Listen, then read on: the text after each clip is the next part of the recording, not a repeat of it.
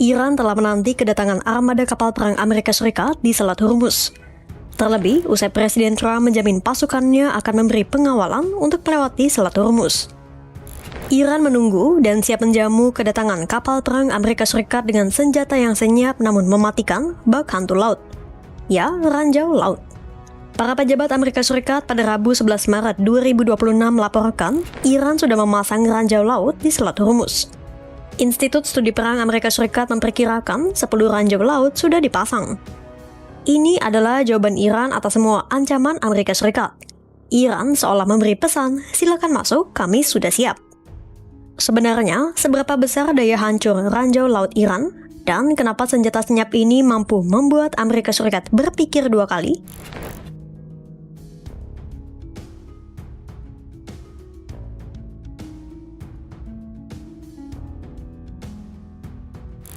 Iran tidak perlu kapal perang canggih untuk menguasai Selat Hormuz. Mereka cukup memasang jebakan mematikan. Iran hanya perlu mengirim penyelam yang menaiki perahu kecil seperti perahu nelayan untuk memasang ranjau laut di perairan Selat Hormuz.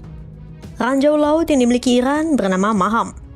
Sebenarnya ini bukan teknologi baru, tapi efektivitasnya sudah teruji selama puluhan tahun. Mari kita bedah satu persatu.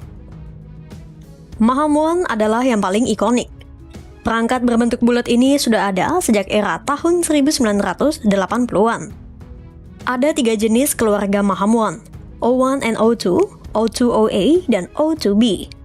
Ranjau ini dirancang untuk mengapung di air sedalam 1 meter. Di tubuhnya terdapat 5 tanduk, dan jika salah satunya tersentuh lambung kapal, ranjau ini akan meledak dengan daya hancur sampai 120 kg bahan peledak. Cara pemasangannya sederhana tapi efektif. Ranjau ini bisa diapungkan pada kedalaman 3-10 kaki, ditambatkan dengan rantai atau ditanamkan langsung di dasar laut. Selanjutnya Maham 2. Maham 2 bermain di zona yang lebih dalam. Ranjau ini ditempatkan di dasar laut pada kedalaman 33-164 kaki. Targetnya spesifik menyasar kapal selam dan kapal permukaan berbobot lebih dari 250 ton. Artinya, kapal perang Amerika Serikat pun masuk dalam daftar targetnya. Berikutnya ada Maham 3, ranjau laut yang paling cerdas di antara semuanya. Ranjau ini tidak pasif menunggu ditabrak. Maham 3 bisa mendeteksi keberadaan kapal dari jarak sekitar 10 kaki ke segala arah, lalu secara mandiri mencari posisi terbaik sebelum meledakan diri. Berikutnya ada Maham 5 yang dirancang untuk perairan dangkal. Ranjau ini dipasang oleh penyelam dengan perahu kecil di zona pantai. Fungsinya khusus untuk melindungi garis pantai dan pulau-pulau Iran dari kapal pendarat yang mendekat. Ini adalah lapisan pertahanan yang akan dihadapi Amerika Serikat kalau mereka nekat melakukan operasi darat dari daerah pesisir. Berikutnya ada Maham 6. Ranjau laut ini khusus untuk memburu kapal selam dan cara kerjanya cukup unik. Kapal Iran akan sengaja menenggelamkan ranjau ini pada kedalaman 49 kaki agar bisa meledakkan kapal selam yang berpatroli di bawah air.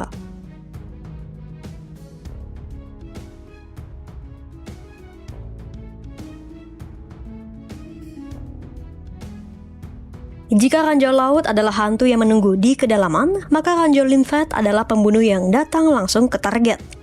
Diam-diam, tak terlihat, menempel, lalu meledak.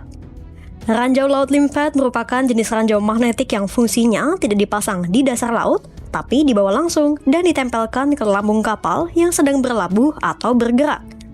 Iran memiliki 3 varian utama ranjau ini. Yang pertama adalah ranjau limfet Iran 1 yang paling sederhana tapi paling senyap. Cara kerjanya, ranjau ini akan menempel secara magnetis langsung ke lambung kapal. Tidak perlu alat khusus, tidak perlu teknik rumit, cukup tempel dan tinggalkan. Karena menggunakan magnet, ranjau ini bisa dipasang dalam hitungan detik, bahkan di tengah kegelapan malam. Yang kedua adalah Maham 4, versi yang lebih canggih dan lebih kuat. Cara pemasangannya melibatkan seorang penyelam yang membawa ranjau langsung ke lambung kapal. Ia lalu memasangnya secara magnetis atau menggunakan pistol paku khusus. Pistol paku memastikan ranjau menempel bahkan pada lambung kapal yang permukaannya tidak rata atau tidak cukup magnetis. Artinya, hampir tidak ada kapal yang kebal dari metode ini. Yang ketiga adalah Maham 7 yang paling fleksibel dari segi penyebaran. Ranjau ini bisa disebarkan melalui 3 cara sekaligus. dari kapal permukaan, dari pesawat terbang dengan parasut, atau dari helikopter. Targetnya mencakup kapal bertonase sedang, kapal pendarat, dan kapal selam kecil.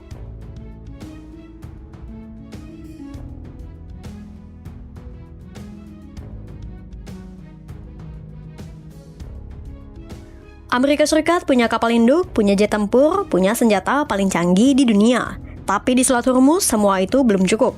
Karena musuh yang menunggu di sana bukan armada perang konvensional, melainkan ranjau yang tidak terlihat, perahu kecil yang tidak bisa dibedakan dari kapal nelayan, dan penyelam yang bisa datang kapan saja dari arah mana saja.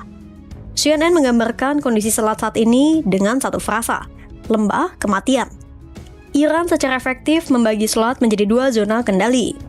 Zona pertama dikendalikan Angkatan Laut Konvensional Iran, zona kedua dikendalikan IRGC yang lebih agresif dan tidak terikat aturan perang konvensional.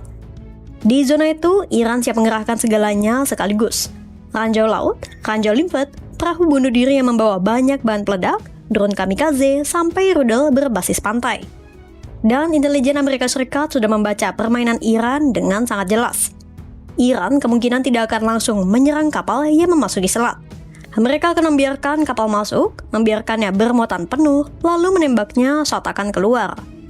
Hierarki targetnya pun sudah dipetakan. Kapal tanker gas alam cair diprioritaskan pertama karena bisa meledak seperti bom. Lalu kapal tanker minyak untuk memaksimalkan kekacauan. Menghadapi ancaman seperti ini, solusinya hanya satu. Bersihkan ranjau dulu sebelum kapal pengawal masuk. Tapi itu pun tidak mudah. Mendeteksi ranjau membutuhkan